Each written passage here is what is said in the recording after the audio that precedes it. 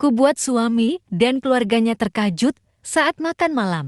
Kuserahkan surat cerai di hadapan keluarganya, karena selama ini dia sudah berselingkuh dengan wanita lain. Selamat menyaksikan kisah cerita ini. Jangan lupa like, share, komen, dan subscribe. Terima kasih. Malam itu, dapur dipenuhi aroma masakan yang menggugah selera. Meja makan sudah tertata rapi dengan hidangan favorit keluarga. Lilin-lilin kecil menyala di tengah meja, menambah kehangatan suasana.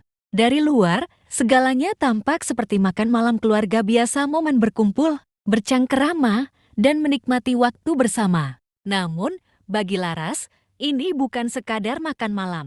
Ini adalah akhir dari segalanya. Tangannya sibuk mengaduk sup di atas kompor, tetapi pikirannya melayang ke banyak kenangan. Sudah berbulan-bulan, dia berpura-pura tidak tahu, menutup mata terhadap tanda-tanda yang semakin jelas. Suaminya, Adrian, sering pulang larut malam. Alasan pekerjaannya selalu terdengar masuk akal: rapat mendadak, proyek besar, atau sekadar lelah dan ingin langsung tidur. Namun, intuisi seorang istri tak pernah salah. Hari itu, Laras menyiapkan makan malam dengan hati yang bergejolak. Di dalam lemari, sebuah amplop putih terselip di antara tumpukan serbet meja. Surat cerai yang telah ia siapkan sejak seminggu lalu menunggu. Saatnya untuk dikeluarkan. Denting bel pintu membuyarkan lamunannya. Anggota keluarga mulai berdatangan. Ibu dan ayah Adrian, saudara-saudaranya, serta keponakan-keponakan kecil yang riang berlarian ke ruang tamu. Semua datang dengan senyum lebar, mengira ini hanya makan malam keluarga biasa. Saat Adrian akhirnya tiba, Laras menatapnya dalam-dalam. Pria itu tampak seperti biasa, rapi, wangi, penuh percaya diri. Dengan senyum khasnya yang selalu berhasil menutupi kebohongan. Tapi kali ini, Laras tak akan lagi tertipu. Malam ini, di hadapan keluarganya, Laras akan memberikan hadiah perpisahan yang tak akan pernah Adrian lupakan. Makan malam akan segera dimulai, dan begitu pola akhirnya. Laras ingat betul saat semuanya mulai terasa berbeda. Adrian, yang dulu selalu pulang tepat waktu, kini semakin sering memberi alasan untuk datang larut malam. Ponselnya yang dulu dibiarkan tergeletak di meja, kini selalu dibawa kemana-mana, bahkan saat ke kamar mandi. Laras mencoba mengabaikan, meyakinkan dirinya bahwa semua itu hanya kebetulan. Namun, semakin ia berpura-pura tidak tahu, semakin hatinya terluka. Sampai suatu malam, semua kebohongan itu runtuh. Saat Adrian tertidur lelap, ponselnya bergetar di atas nakas. Laras menatap layar yang menyala, memperlihatkan nama seorang wanita yang tidak ia kenal. Jantungnya berdegup kencang. Dengan tangan gemetar, ia mengambil ponsel itu, lalu membuka pesan-pesan yang masuk. "Aku merindukanmu. Kapan kita bisa bertemu lagi?" Laras merasakan dadanya sesak. Tangannya semakin gemetar saat ia menggulir percakapan mereka. Ada foto-foto, ada janji-janji manis yang jelas bukan untuk dirinya. Ada pengkhianatan yang selama ini ia takutkan ternyata benar-benar terjadi. Sejak malam itu, Laras mulai mengumpulkan bukti. Ia menyewa seseorang untuk mengikuti Adrian, mencatat setiap langkahnya. Dan hasilnya lebih buruk dari yang ia bayangkan. Adrian bukan hanya berselingkuh, tetapi sudah lama menjalani hubungan dengan wanita lain. Mereka makan malam di restoran mewah, menginap di hotel, tertawa bersama seolah tak ada yang perlu disembunyikan. Laras tidak menangis lagi. Ia tidak ingin menjadi istri yang hanya meratap dalam diam. Jika Adrian telah memilih jalan ini, maka ia juga akan memilih jalannya sendiri. Dengan hati yang dingin, Laras menemui pengacara dan menyiapkan surat cerai. Tidak ada lagi keraguan, tidak ada lagi harapan untuk memperbaiki sesuatu yang sudah hancur. Dan kini, surat itu telah tersimpan rapi dalam amplop putih di antara serbet meja makan. Malam ini, di hadapan semua orang, Laras akan mengungkap semuanya. Suasana makan malam terasa begitu hangat. Gelak tawa terdengar di sekitar meja, obrolan ringan mengalir tanpa hambatan. Ibu Adrian sibuk membahas rencana liburan keluarga. Sementara, adik perempuannya bercanda dengan keponakan-keponakan kecil yang tak henti-hentinya berlarian. Dari luar, semua tampak sempurna. Laras duduk di ujung meja, memperhatikan semuanya dengan senyum tipis. Tangannya sibuk menyajikan makanan, tapi pikirannya tidak benar-benar ada di sana. Di sebelahnya, Adrian menikmati hidangan dengan santai, seolah-olah tidak ada yang salah. Ia tertawa saat ayahnya melontarkan lelucon, mengobrol dengan ibunya, dan sesekali menyentuh tangan Laras di bawah meja, sebuah kebiasaan lama yang dulu terasa penuh cinta, tapi kini terasa seperti kebohongan yang menjijikan. Laras menggenggam gelasnya erat. Ia bisa merasakan napasnya semakin berat, tapi ia tidak boleh goyah. Tidak malam ini. Sayang, kamu kelihatan diam saja. Capek, ya? Tanya Adrian tiba-tiba, suaranya lembut, penuh kepedulian palsu. Laras tersenyum tipis. Tidak, aku baik-baik saja, jawabnya singkat. Ia melirik ke arah amplop putih di atas meja, terselip rapi di antara serbet makan. Hanya tinggal beberapa menit lagi, saat makanan hampir habis dan suasana mulai tenang. Laras akhirnya meletakkan sendok dan garpunya. Ia menarik napas dalam, lalu meraih amplop itu dengan gerakan mantap. Ada sesuatu yang ingin aku sampaikan, ucapnya, suaranya terdengar tenang tapi penuh ketegasan. Semua mata langsung tertuju padanya. Adrian menoleh dengan alis sedikit berkerut, tampak bingung. Apa ini? Tanya Adrian saat Laras menyodorkan amplop kepadanya. Laras menatapnya lurus. Buka saja. Ruangan yang tadi penuh dengan canda tawa kini mendadak sunyi. Semua orang menatap Adrian saat ia membuka amplop itu dan mengeluarkan isinya. Matanya menyipit, membaca kata-kata yang tertulis di atas kertas putih itu. Laras melihat wajah Adrian berubah dari bingung menjadi tegang lalu panik. Ini, apa maksudnya? Suaranya terdengar bergetar, tidak lagi setenang tadi. Laras menyandarkan punggungnya ke kursi, menatapnya dengan tatapan yang telah kehilangan cinta. Itu surat cerai, Adrian. Aku ingin kita berpisah. Meja makan yang tadinya penuh kehangatan kini terasa seperti medan perang yang sunyi. Semua orang terdiam, tak tahu harus berkata apa. Ibu Adrian menutup mulutnya dengan tangan. Sementara ayahnya hanya bisa menghela napas berat. Adrian menggeleng, masih berusaha mencerna apa yang baru saja terjadi. Laras, jangan bercanda. Kita sedang makan malam bersama keluarga. Kita bisa bicara nanti, berdua saja. Laras tersenyum sinis. Kenapa harus nanti, Adrian? Kenapa harus hanya berdua? Bukankah selama ini kamu juga tidak pernah sendirian? Sekilas, Laras bisa melihat perubahan di mata Adrian. Wajahnya semakin pucat, seperti seseorang yang baru saja tertangkap basah. Ini pasti salah paham. Adrian tertawa kecil, berusaha mempertahankan ketenangannya. Kita bisa membicarakannya nanti, sayang. Jangan begini di depan semua orang. Laras menyandarkan tubuhnya ke kursi. Justru di depan semua oranglah aku harus melakukannya. Karena selama ini kamu bermain di belakangku, Adrian. Aku hanya ingin memastikan semua orang tahu siapa dirimu yang sebenarnya. Keheningan semakin menekan. Semua mata tertuju pada Adrian, menunggu penjelasan. Tapi pria itu hanya terdiam, tangannya mengepal di atas meja, rahangnya mengeras. Malam yang dimulai dengan kehangatan kini berubah menjadi malam yang penuh kenyataan pahit, dan Laras tahu tidak ada jalan untuk kembali.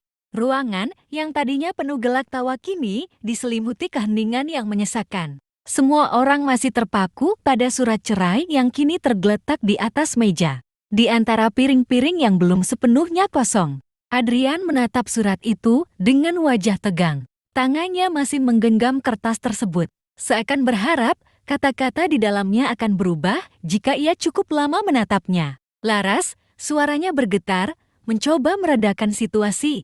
Kamu nggak serius, kan? Kita bisa bicara nanti. Jangan buat keputusan gegabah. Laras menyilangkan tangan di dadanya, tatapannya tetap dingin. Gegabah? Ia mengulang kata itu sambil tertawa sinis. Aku sudah memikirkannya selama berbulan-bulan, Adrian. Tidak ada yang gegabah di sini. Aku hanya menyampaikan keputusan yang sudah matang. Ibu Adrian tampak panik, memandang Laras dengan mata berkaca-kaca. Laras, sayang apa ini? Apa ada masalah yang bisa kita selesaikan baik-baik? Laras menoleh ke arah ibu mertuanya, memberikan senyum simpati. Maaf, Bud, aku tahu ini mengejutkan. Tapi percayalah, tidak ada yang bisa diperbaiki di sini. Adik Adrian, Dani, yang sejak tadi diam, akhirnya angkat suara. Tunggu, ini pasti ada kesalahpahaman. Kak Adrian gak mungkin. Laras menatapnya tajam. Kakakmu gak mungkin apa? Dani, gak mungkin selingkuh, gak mungkin menghancurkan pernikahannya sendiri. Adrian menghela napas panjang, wajahnya mulai memerah. Laras, tolong jangan buat drama di sini. Kita bisa bicara baik-baik nanti, tanpa harus melibatkan keluarga. Laras mencondongkan tubuhnya ke depan, suaranya tetap tenang namun tajam. Drama? Aku tidak membuat drama, Adrian. Aku hanya memastikan semua orang tahu kebenarannya. Ia lalu mengeluarkan ponselnya, membuka galeri, dan meletakkannya di tengah meja. Di layar, tampak beberapa foto Adrian dengan wanita lain. Mereka makan malam berdua di restoran mewah, tertawa bersama di dalam mobil, bahkan berpegangan tangan di lobi hotel. Beberapa anggota keluarga menahan napas. Dani mengalihkan pandangannya, sementara ibu Adrian menutup mulutnya dengan tangan. Terlihat benar-benar syok. Masih mau bilang ini salah paham? Tanya Laras, suaranya tak bergetar sedikit pun. Adrian memijat pelipisnya, napasnya terdengar berat. Laras, aku bisa jelaskan. Laras menyandarkan tubuhnya ke kursi, menatap Adrian dengan tatapan penuh rasa muak. Tidak perlu, Adrian. Aku sudah cukup mendengar kebohonganmu. Tidak ada penjelasan yang bisa mengubah apa yang sudah kamu lakukan. Ayah Adrian, yang sejak tadi diam, akhirnya berbicara.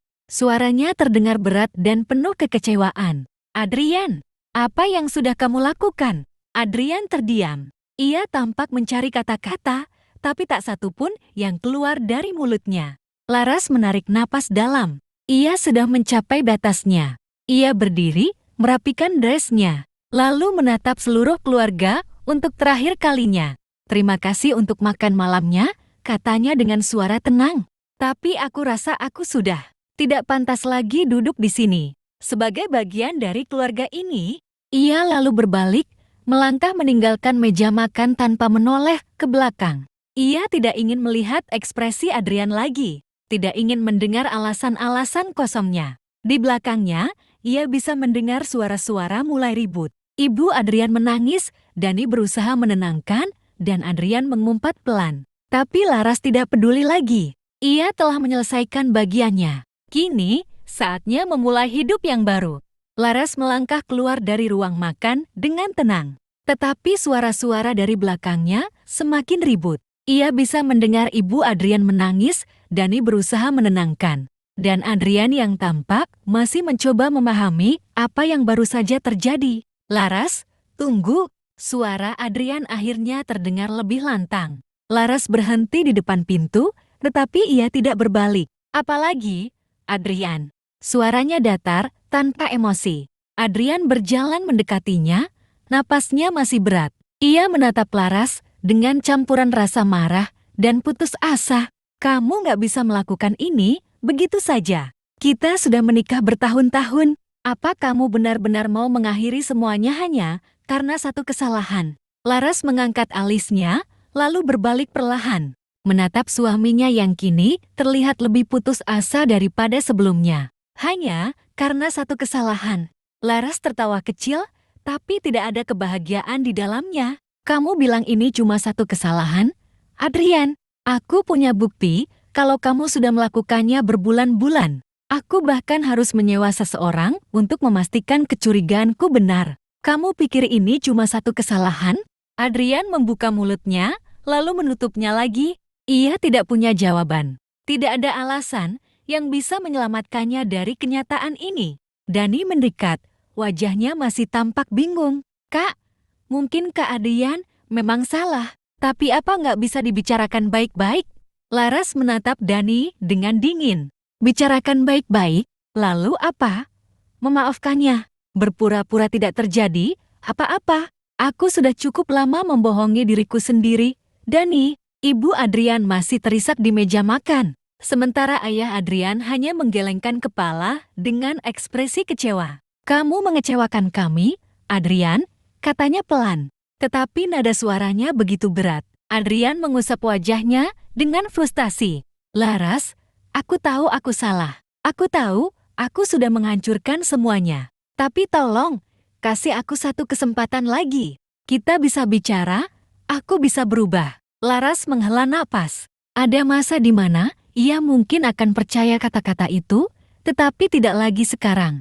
Ia sudah melihat cukup banyak. Kamu tidak berubah, Adrian. Kamu hanya ketahuan, katanya dingin. Adrian terdiam. Ia tidak bisa menyangkalnya. Laras menatap seluruh keluarga untuk terakhir kalinya. Aku sudah mengambil keputusan. Aku harap kalian bisa menghormatinya. Lalu, tanpa menunggu jawaban, Laras berbalik dan melangkah keluar dari rumah itu. Hatinya terasa berat, tapi untuk pertama kalinya dalam waktu yang lama, ia merasa benar-benar bebas. Di belakangnya, ia bisa mendengar suara Adrian yang memanggil namanya. Tapi Laras tidak lagi menoleh. Tidak ada lagi yang perlu dikatakan. Malam itu, Laras tidak hanya meninggalkan meja makan, tetapi juga meninggalkan sebuah kehidupan yang penuh kebohongan. Ia tahu perjalanan ke depan tidak akan mudah. Tetapi satu hal yang pasti, ia tidak akan pernah lagi menjadi wanita yang dipermainkan. Udara malam menyentuh kulit Laras saat ia melangkah keluar dari rumah itu. Langit gelap tanpa bintang, tetapi di dalam hatinya, cahaya kecil mulai menyala, cahaya kebebasan yang telah lama ia rindukan. Ia tidak menyesali keputusannya, tidak sedikit pun. Setelah keluar dari rumah Adrian, Laras langsung mengemudi menuju apartemen yang sudah ia siapkan jauh-jauh hari. Ia sudah tahu bahwa hari ini akan tiba, dan ia tidak ingin berakhir tanpa tempat untuk berpijak. Kunci apartemen itu terasa dingin di tangannya saat ia membukanya untuk pertama kali. Begitu masuk, ia menutup pintu, bersandar di sana sejenak, dan menghela napas panjang. Sunyi, tidak ada suara Adrian. Tidak ada ponsel berbunyi dengan pesan-pesan mencurigakan. Tidak ada rasa curiga yang menghantui setiap malam. Hanya ada dirinya sendiri dan ketenangan yang selama ini terasa begitu jauh. Ia berjalan ke balkon, menatap kota yang masih hidup meski malam sudah larut. Dari atas sini, ia merasa kecil, tetapi juga kuat. Ia tidak lagi terikat pada pernikahan yang penuh kebohongan. Tidak lagi harus menunggu seseorang yang selalu punya alasan untuk pulang terlambat. Laras mengambil ponselnya, melihat beberapa pesan tak terbaca dari Adrian. Laras, aku mohon, tolong jawab teleponku. Kita bisa bicara, jangan seperti ini. Aku butuh kamu. Laras hanya menatap layar itu tanpa ekspresi.